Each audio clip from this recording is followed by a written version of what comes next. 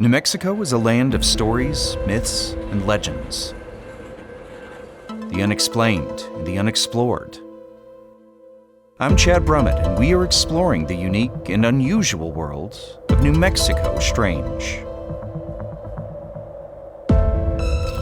Hello, and thank you for joining us for this episode of New Mexico Strange. I'm Chad Brummett. And I'm Stephanie Chavez.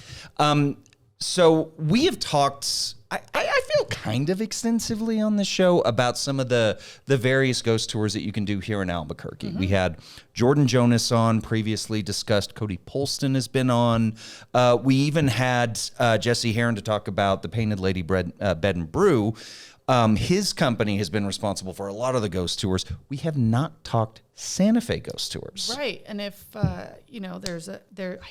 shame on us. If there is a place in New Mexico that needs to be highlighted, it's the oldest capital in the country. Right. So I think it's appropriate. Yeah. So a lot of spooky stuff. You have actually been... I guess you have blessed us with bringing in someone that knows a thing or two about the haunted spirits of Old Town. That is Mr. Victor Romero. Thank you for joining us, coming all the way down from Santa Fe. Thank you. Does it feel weird coming to Santa Fe? Like, I never know if there's like sort of like a territory. Oh, you coming down to Albuquerque? Or are you going up to Santa Fe? Is it like, do you feel weird coming into Albuquerque? You're like, oh, I'm in other haunted territory right now. I'm not in my haunted territory. Is this a rhetorical question? How did you get involved with doing some of these tours in Santa Fe? Just, I've been a storyteller my whole life, and I started actually as a kid. I worked at a famous hotel downtown Santa Fe, which is home to our most famous ghost called La Posada. Okay. So I was their youngest concierge. So in high school, I was already telling visitors where they should go, what they should be doing, and how they should be doing it. So wow, I kind of developed this armor of knowledge of downtown Santa Fe. Wow, that is incredible. Yeah. Well, La Posada is one of the stops on your Haunted Spirits tour. Absolutely. Is that right? That's home to our most famous ghost. So let's start there. We might as well just start with Julia Staab. Tell us a little bit about the story. And if you ever had any experiences there. Absolutely. Well, first experience, let's talk about the experience. Okay. So, one afternoon, inside of the original house, it's the very first two-story brick mansion built in Santa Fe. So her husband scores a contract with the United States government to provide X amount of tents, because they're still fighting the Civil War on the East Coast. Mm-hmm. When this check cashes, Abraham becomes the wealthiest man in town, purchases the 6 acres, what is now La Posada Hotel, puts the house up. The last thing he puts into the house is a beautiful stained glass of a rose, which is his wife's favorite flower. While that's getting installed, he had already planted this beautiful orchard. So also when you go visit the property, like the drink you get on my tour, the fruit comes from the 3 apricot trees on the property. Oh. So I don't know if you've ever noticed right on the corner of Palace and Paseo de Peralta. If you next time you cruise by, slow down, take a look at that big tree. You'll see all my favorite pears. I still go pick pears every October, beginning of November, from that tree. So there's a huge fruit orchard. While all that's going on, he goes back to Germany to retrieve his lovely wife. When he gets back to their village, she is famous in her village. Unfortunately, Julia didn't paint a painting or sculpt a beautiful sculpture or write a beautiful song. Boy. This is pre-mental health. So she's famous in her city for having a very happy, exciting attitude. Mm-hmm. And then at the same time, she gets slumped back down to being completely depressed. Wow. So we don't know if she's bipolar, manic depressive, or a whole party's going on in her head, and both things are happening simultaneously. Sure. But when he goes and retrieves her, she's in love. So love, what's the famous saying? Love conquers all. I was going to say makes you do some crazy things, but yeah, it conquers all too. There's so many ways to finish that sentence. Later, so many ways. So, yeah, it could go either way, right? But when they get back to Santa Fe, she falls in love with the house. She's never seen a house like this.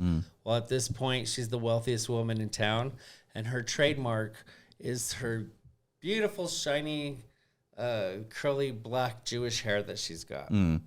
They're German Jews. And so when she gets back here, she becomes the hostess of the mostest. They're entertaining so much, they add a third floor to the house, basically a ballroom. President Hayes stays in the house when he comes to sign us in as the 47th state. I think we're 47, right? 47. I should know this. 47th state of the union. He stays in the house, walks down to the palace of the governor, signs us in. And then fire catches. They remove that. And then story is right around the turn of the 1900s, into the 1900, turn of the 20th century. I think it's the 7th child. We don't know if the kid is stillborn, chokes on the umbilical cord, or something happens at birth. Okay. This kid dies, throws Julia back into these crazy manic can only swings, imagine. And now she can't sleep, and now all that stress is getting to her, and pardon the pun, but from the roots out, all that stress starts to turn her beautiful, shiny Jewish black hair completely ghostly white. Wow. At this point, she closes the door, no one's in, and now she's just roaming the house with a candelabra, just completely out of it. She is just mentally having exhausted. an episode of some sort. Yeah. Mentally exhausted. And now at this point, at one point towards the end, she walks into the kids' rooms at 3, 4 in the morning, grabbing them, shaking them, telling them to get up, go to school, or they're going to be stupid. And they're like, Mom, it's 3 in the morning. Abraham now is spending all of his money on doctors, and they're all convincing him to send her to the state hospital, and he can't do that. She doesn't speak Spanish. At the time, we're predominantly Spanish, much less English. She's German, so he can't do this, and so he now starts to take her healthcare into his own hands. And by doing this, he has to gag her at night, and he has to tie her to the radiator to stop her from having these crazy episodes to help keep the kids, the sanity of the kids alive. Imagine doing this with 6 kids. I can't. I don't even want to imagine that. I can barely handle one. Right. And I don't even have kids, so there you go. But that's unfortunately what's going to become her demise, and she ends up dying in her house. Wow. And she refused to leave. Don't be afraid. New Mexico Strange will be right back. But experiences, again, one morning I made a huge mistake. We used to have a beautiful painting of her in her living room. It's right above the mantle. And one day, bored, walked in one afternoon.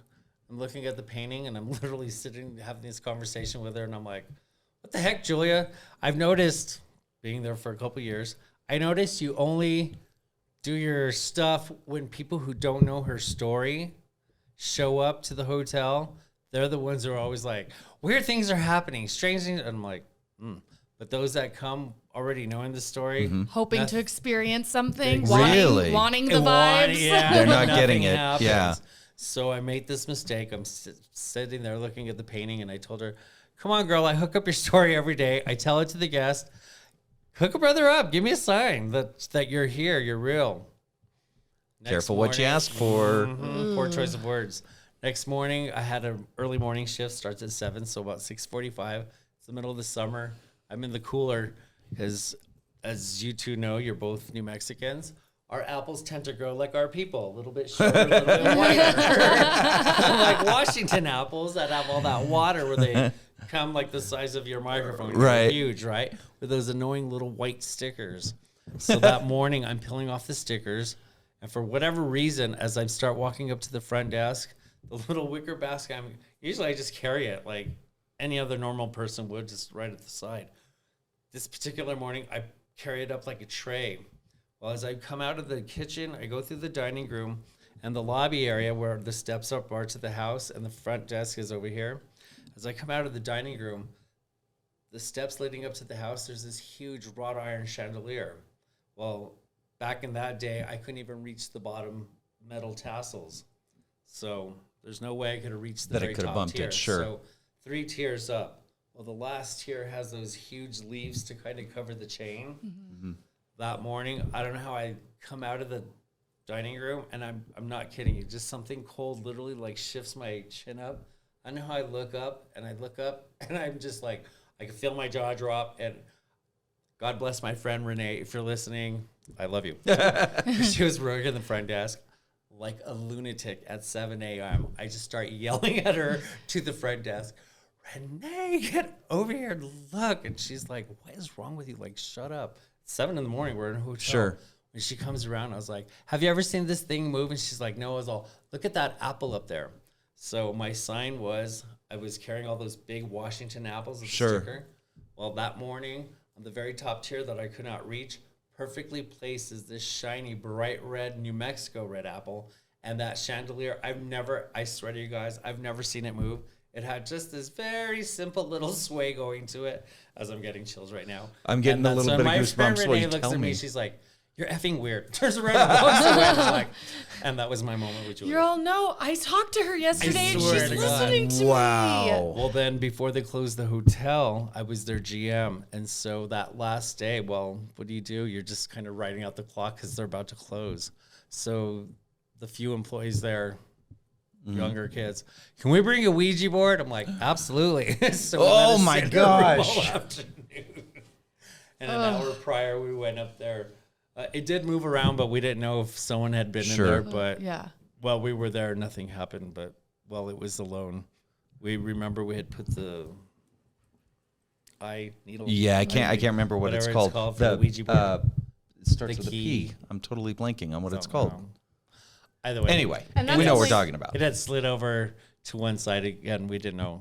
No one was really watching it, but some weird things have happened. That's only one stop on That's your the tour. ending stop. That's the yeah. ending stop. And then also just even on a tour, Halloween 2 years ago, this older lady bought the tour for her whole family. We have this grand old time, and when we get into the house, the hallway, when you enter the house, the the dining room and the living room are towards the right. What is now the bar and the salon are to the left.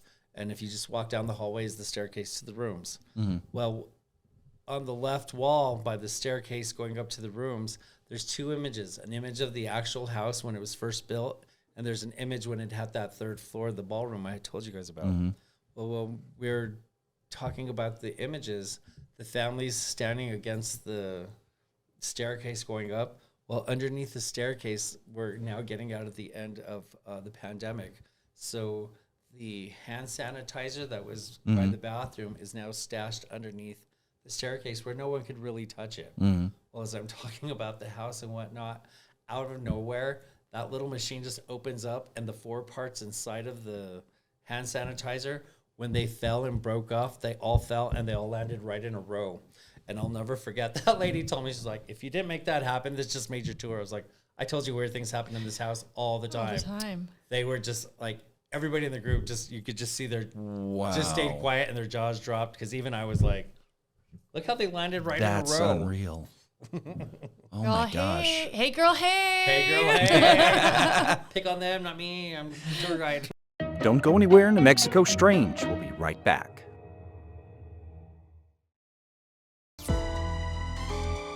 What are some of the other stops that we do? Now, you said that this tour actually starts near the rail yards. So we started the rail yard Okay. and picked up a new client. She's, like I said, she's one of the very few, like a handful of female distillers in the country. So she's got a fabulous bar called As Above, So Below. And her whole entire motif is about, obviously, death and life. Very cool. And then we make a special stop and talk about a very famous author there. He's got a cool bookstore and speakeasy in the back and a little theater. Oh. So we tie in a story of Billy the Kid, since the man who has to deal with him writes the most famous book of the 20th century. And so we made a stop at George R.R. Martin, since he's the most famous author in town, and he's going to produce the most expensive TV show ever. So kind of correlate those two stories together. Then we do a little walk into town, and then we do make a stop at Evangelo's Cocktail Lounge.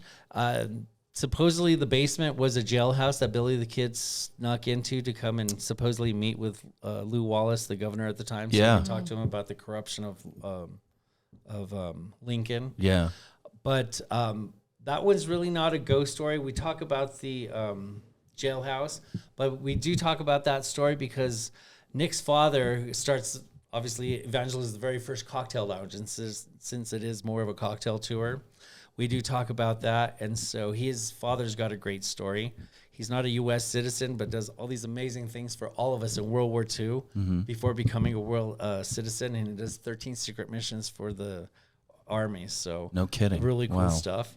And then we learned about Santa Fe's first red light district, Oh. which is a fun little spot there by Burrow Alley. And then we talk about the most notorious thing that happened here, 35 miles northwest of Albuquerque. The world's first weapon of mass destruction gets assembled here. And we talk about a famous priest that goes missing from St. Francis Cathedral. And then a fun, scary spot is the young kid that haunts the Drury Inn or the former old St. Vincent's Hospital.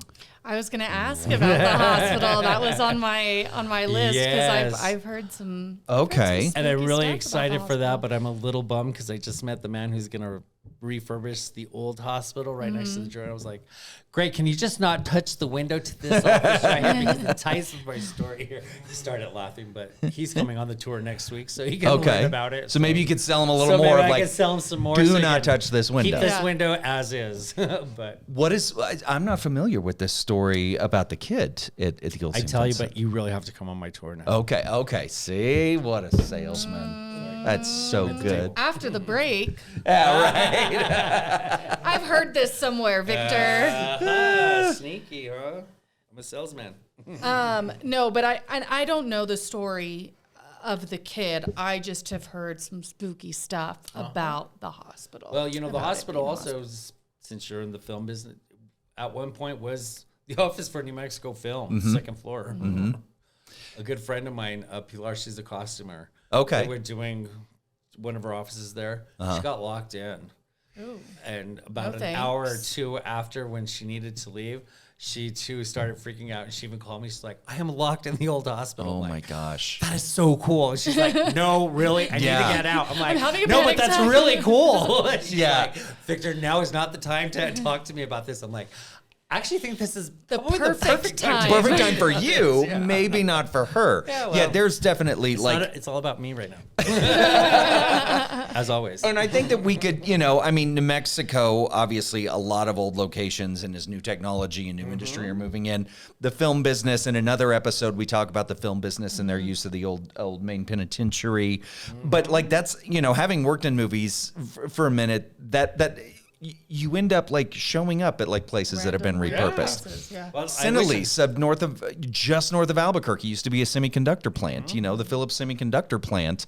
I wish I could see Reds in Espanola. The devil went to Espanola. But see, I'd Famous rather story. get locked in Cinelise than the St. Vincent, the old St. Vincent, or the old Maine, because it seems that the old repurposed places in Santa Fe in the north are spooky. Let's not get locked in there if we're working on a movie. I would never admit not this even out a loud, little but bit. since I'm with you, if I were to ever get locked in Old Maine, I probably would cry. Yeah, I know, I 100%. probably Probably have a moment Yeah. where I'm like, Yeah. 100%. Let me out. just talking to the recorder, but I didn't see anything. Close your eyes. They find you in a corner rocking back and forth.